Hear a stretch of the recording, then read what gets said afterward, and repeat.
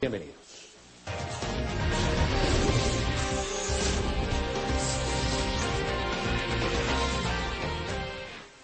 Nuestro invitado de hoy, muy especial, analizar el tema de salud en la capital del país. El secretario de Salud, Mauricio Bustamante. Secretario, gracias por estar con nosotros en esta ocasión.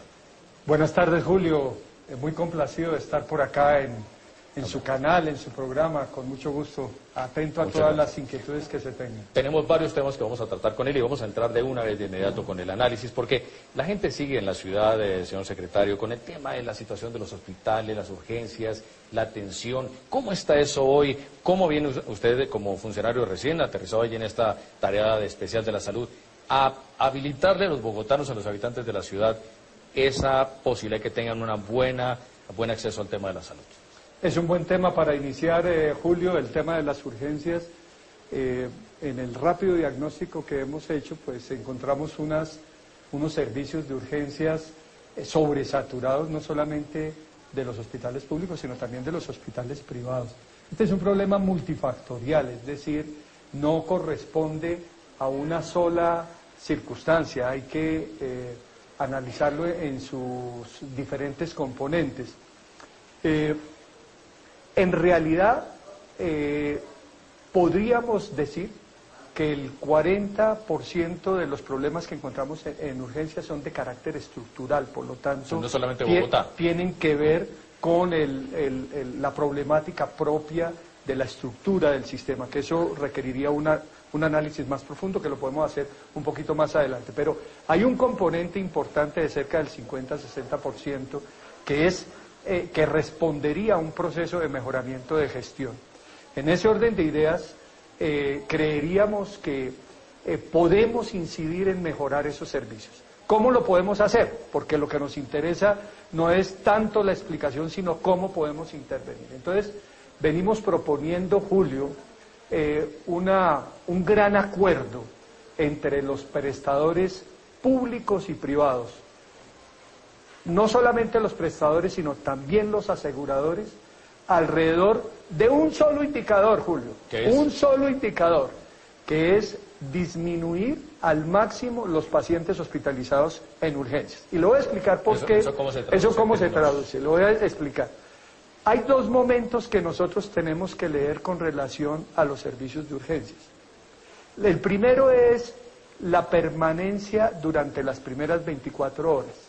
Los estándares internacionales establecen que nadie debería estar y permanecer en un servicio de urgencias por más de 24 horas sin que se le defina la conducta clínica o quirúrgica. O sea, saber si realmente se va a quedar ahí o no. Exacto, es decir, en un parámetro máximo, en 24 horas debería de quedar definida si la persona regresa a su casa con tratamiento, orientación o remisión hacia la consulta externa, o si es hospitalizado o remitido a otra institución. ¿24 horas no es mucho? No, lo ideal sería, hay tres parámetros internacionales, 6, 12 y 24. El parámetro extremo es 24. La propuesta nuestra es que haya 0 pacientes en 24 horas a las cuales no se les haya definido la conducta clínica o quirúrgica. En otras palabras, la idea es desaparecer ese tema de encontrar uno en los pasillos, de pacientes que llevan horas y horas y horas y que no saben exactamente si se van a quedar ahí y siguen en los pasillos muchas veces. Correcto, es que el problema de los servicios de urgencias nos lleva a constatar que encontramos una buena cantidad de pacientes que terminan hospitalizados en el servicio de urgencias, es decir, que llevan 3, 4, 5, 8 días en el servicio de urgencias ya con conducta definida y que no ha sido trasladada ni a piso, si es en el mismo hospital donde se requiere, o a otra institución donde debe ser tratado. Esa es la otra dimensión del problema. La primera es que tenga la conducta definida, y para eso debemos de tener un máximo de 24 horas, ideal que se resuelva, dependiendo de la complejidad de la urgencia, en 6 o en 12 horas. Dependiendo de la complejidad de la urgencia, si es un triage 1, por supuesto que debería de resolverse de la manera más inmediata. Espero no atravesarme ahí en el tema porque seguramente usted tiene otros elementos, pero le quiero preguntar también el tema de los medicamentos, porque muchas veces se vuelve una cosa de solo formular cosas muy genéricas, nada especializado, los costos de esos medicamentos en la capital, ¿cómo van a asumir eso? Porque es parte de la estructura del tema de salud. Claro, el acceso a los medicamentos en el servicio de urgencias tiene que estar garantizado por el mismo hospital, pero lo importante en este caso es que rápidamente a los pacientes se les defina una conducta. Déjeme, Julio, comentarle algo. En esa parte, que creo que es la más dolorosa, yo creo que con una rápida intervención de un enfoque de gestión hospitalaria de carácter resolutiva en el día a día, en los servicios de urgencias, que es lo que estamos proponiendo a los diferentes gerentes de los hospitales públicos y también de los hospitales privados. Rápidamente se activan los mecanismos para darle una mejor respuesta a la hospitalización.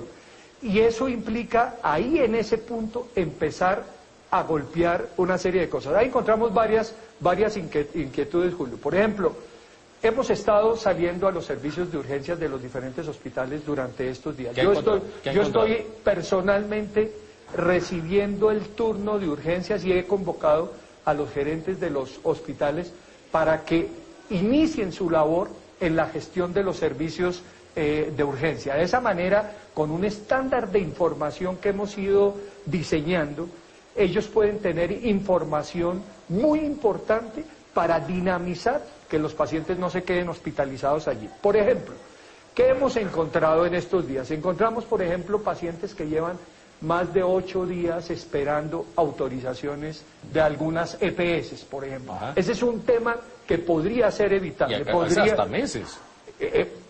Peor aún, es decir, no debería ser así. Debería, una vez que se define la conducta, rápidamente los procesos administrativos deberían de funcionar y las autorizaciones deberían de generarse. Esa es una parte del problema. A veces puede haber dificultades de niveles de autorización. Pero también hay otra parte del problema, y es que realmente haya un cruce de información necesaria, tanto al interior del hospital como en la red a la que puede acceder al paciente para ver la disponibilidad de cama. Esa es otra dimensión del problema, Julio, que miren ustedes una cosa interesante. Ese indicador es un indicador disparador. ¿Qué significa eso? Que inmediatamente obliga a la administración del hospital, a la gestión, a la gerencia del hospital, obliga a gestionar adecuadamente las camas de hospitalización porque tiene que dar rápida solución. Capacidad de respuesta a la ciudadanía. Por eso se llama gestión del día a día resolutiva hospitalaria basada en el servicio de urgencias. Es una metodología que creería yo que puede ser muy oportuna. Eso para solucionar los temas que corresponden y que se explican por problemas de gestión. Aquí es muy importante el concurso de las EPS. Va a ser muy importante porque el componente de autorizaciones es bastante relevante. Le doy un ejemplo, Julio, concreto, porque a la ciudadanía hay que hablarle con ejemplos concretos. Encuentro en uno de los hospitales de tercer nivel un paciente que está en el servicio de urgencias hospitalizado porque lleva más de 4 días. Es un paciente con una neumonía inicial que podría haber sido perfectamente manejado, tratada en el piso y que posiblemente no se hubiera complicado, pero al estar en un servicio de urgencias se complica y termina necesitando apoyo ventilatorio y otro tipo de apoyos más complicados. No tenemos que dejar complicar a los pacientes. Es un tema que tiene que ver con el derecho a la salud, es un tema que tiene que ver con de cómo respondemos a esos desafíos, que ahora es muy importante analizar el otro componente, que es el tema estructural. El tema estructural va de la mano con lo que está pasando en el sistema de salud en general, en el país, y que por lo tanto Bogotá no es exento de esa problemática. Cuando uno comienza a analizar el sistema de salud de Colombia, por ejemplo, después de haber recorrido muchos países, yo he estado... Usted fue viceministro de Salud, o sea que usted conoce muy bien toda esa tarea. Desde el año 99 hasta el año 2001. Efectivamente, durante el gobierno del presidente Pastrana. después de ese tiempo tuve que ir a tener experiencias internacionales. Fui en representación de Colombia a la Secretaría del Organismo Andino de Salud. Por lo tanto, digamos, en el último periodo he podido dedicarme al estudio y al análisis de los sistemas de salud. ¿El modelo nuestro es bueno o no es bueno? Bueno, eso, mire, yo le voy a decir algo. Los buenos sistemas de salud son como los 3 elefantes, buenos, bonitos y baratos. Por ahí me decían. Eso es como los buenos medicamentos. Es decir, yo soy cirujano, Julio. Sí. Yo aprendí a curar la úlcera péptica con un procedimiento quirúrgico que se llamaba la vagotomía proximal selectiva. Eso suena interesante. Eso suena complejísimo, entonces uno se entraba con microscopio, había que denervar las terminaciones nerviosas que iban al estómago en la curvatura mayor y en la curvatura menor. Eso suena como muy complejo, ¿cierto? Okay. Y luego, en este momento, nadie está haciendo la vagotomía proximal selectiva. ¿Por qué? Porque con el tiempo se solucionó con un triconjugado, con una ingesta de un tratamiento que es bueno, bonito y barato. Es decir, ¿se puede tener salud buena, bonita y barata en este país? Claro, los buenos sistemas de salud no necesariamente son los que son más complejos. Entre más sencillo sea el transcurrir de los recursos, por ejemplo, hay mayor garantía de que lleguen a su producto final, que es la atención de la gente. Y no solamente eso, Julio, porque es que tenemos que tener un sistema de salud enfocado en la promoción y la prevención. Es mejor invertir en la promoción, en la prevención, en el componente de atención primaria, y de esa manera evitamos que la población se enferme y podamos mantenerla más saludable. Señor secretario de Salud en Bogotá, ¿qué es lo que está carcomiendo al trabajo? Porque uno lo escucha a usted y a uno le parece maravilloso, porque creo que se necesita un orden administrativo, un orden de cuidado maravilloso. Pero es que venimos de tiempo atrás hablando de temas que carcomen a esta sociedad, que es el tema de la corrupción. ¿Cómo acabar con ese tema y cómo controlar mejor el recurso en los hospitales, el recurso en quienes manejan esta salud para que definitivamente funcione? ¿Qué va a hacer usted en ese caso? No, el tema de la corrupción es un tema complejísimo. Vemos la experiencia que hubo en Bogotá con todo esto del carrusel de la contratación, lo que sucedió alrededor de las ambulancias, de construcciones de hospitales, de la gestión de los mismos hospitales. El tema de la corrupción en el caso de la salud tiene un impacto demasiado negativo, porque es que además cualquier recurso mal utilizado en el sector de la salud se paga en vidas o en posibilidades de vida de las personas, por supuesto. Ese es un tema que tiene que manejarse de principio, es decir, se tiene que asistir a una clara función de lo que significa participar en la gestión de las políticas públicas de salud. Ahí no puede haber escenarios duditativos, tiene que haber una claridad de cómo se asiste a ese ejercicio de la gobernabilidad. ¿Cómo lo va a controlar usted? Bueno, no controlar porque su tarea no es tanto como esa vigilancia que la ejercen la Contraloría, la Personería, pero ¿qué advertencia ha hecho usted para que ese recurso a la salud se aplique donde se va a aplicar y no volvamos a repetir las historias del pasado?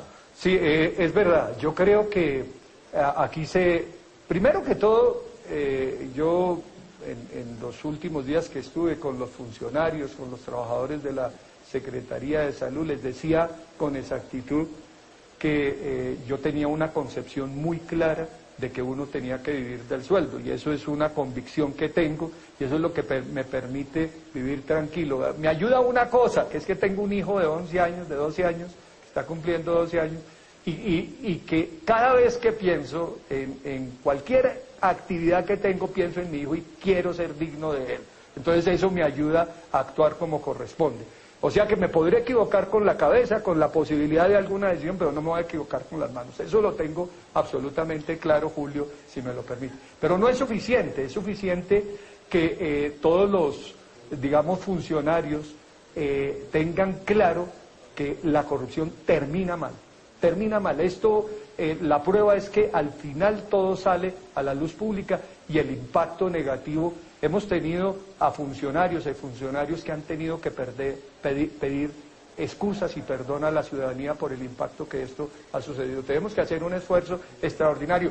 Y vigilancia de los organismos que corresponden, por supuesto, pero de la comunidad. Usted le va a abrir un espacio de pronto a los televidentes que nos ven hasta ahora, no solamente aquí, seguramente lo harán en otras partes también del país, pero particularmente en Bogotá, para que si la gente nota algo raro pueda denunciar. Ahí Por supuesto. ¿Cómo hace esa persona para decir, mire, en este hospital no nos han atendido bien? ¿Cómo hacer para que la gente también tenga una forma de encontrar una respuesta a la administración? Mire, yo estoy sorprendido, Julio, de la capacidad organizativa de las comunidades alrededor del tema de la salud.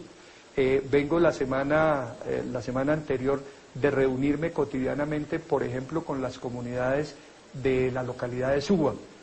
Todavía no he alcanzado a recorrer todas las localidades, pero llevo relativamente corto tiempo. Pero es increíble la capacidad organizativa y la capacidad de veeduría que tiene la comunidad alrededor del tema de la salud.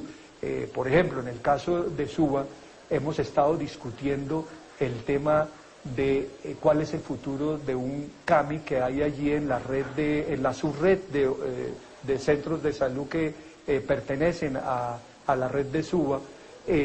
Hemos venido discutiendo con la comunidad del centro del CAMI Prado Veraniego. ¿Qué va a pasar con esa institución?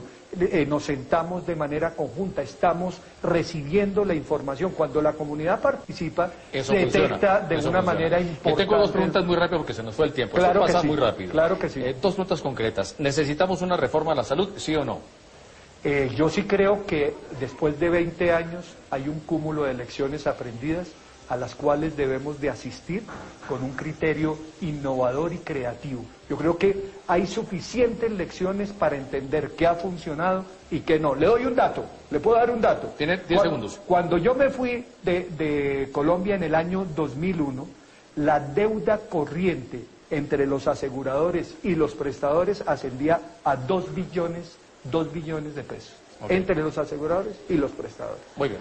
Hoy que he regresado, encuentro el titular de la Asociación de Clínicas y Hospitales que dice que esa deuda va a cerca de 5 billones de pesos. Eso okay. Con una connotación en conversación que tuvimos con el ministro de Salud la semana pasada, y es que 2 billones aproximadamente corresponden a deuda irrecuperable. Es decir, que hay un hueco negro allí en la estructura del financiamiento. O sea, no estamos hablando de deuda corriente, estamos hablando de deuda irrecuperable. Pero claro, bueno, que sí. Le deseo todos los éxitos. Bogotá necesita de toda esa tarea. Señor secretario de Salud, Mauricio Bustamante, muchas gracias. Esta sigue siendo su casa y esperamos que todo vaya por buen camino en esta tan labor que no es fácil. Julio, muy complacido de estar aquí. Por favor, estamos a su disposición. Muy bien. Este es Primer Plano.